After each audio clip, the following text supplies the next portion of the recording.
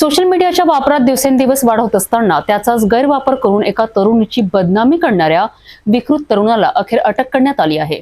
अमरावतीच्या कोल्हापुरी गेट पोलिसांनी केलेली ही धडाकेबाज कारवाई समाजातील इतर विकृत प्रवृत्तींसाठी एक सनसनीत इशारा ठरत आहे।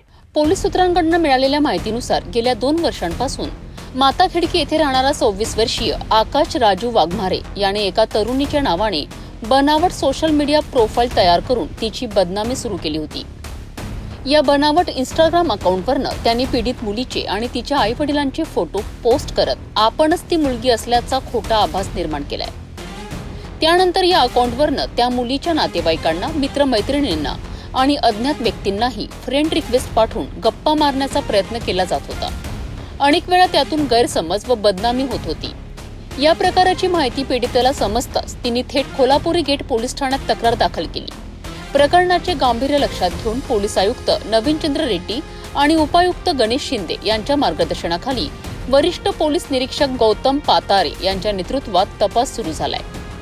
दुय्यम पोलीस निरीक्षक होडकर, उपनिरीक्षक वंजारे आणि पोलीस कर्मचारी सुदाम डकरे यांनी तांत्रिक पद्धतीचा वापर करून बनावट अकाउंटचा मागोवा घेतलाय आणि आरोपी आकाश वाघमारेला ताब्यात घेतले आहे।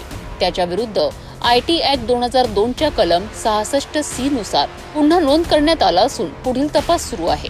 सोशल मीडियाच्या माध्यमातून मुलींची बदनामी करणाऱ्या विकृत प्रवृत्तीविरुद्ध पोलिसांची ही कारवाई निश्चितच कौतुकास्पद आहे। या निमित्ताने पालकमंत्री आणि तरुणांनी सतर्क राहणे तसेच कोणतीही शंका आल्यास त्वरित पोलिसांशी संपर्क साधणे हे अत्यंत महत्त्वाचे ठरणार आहे।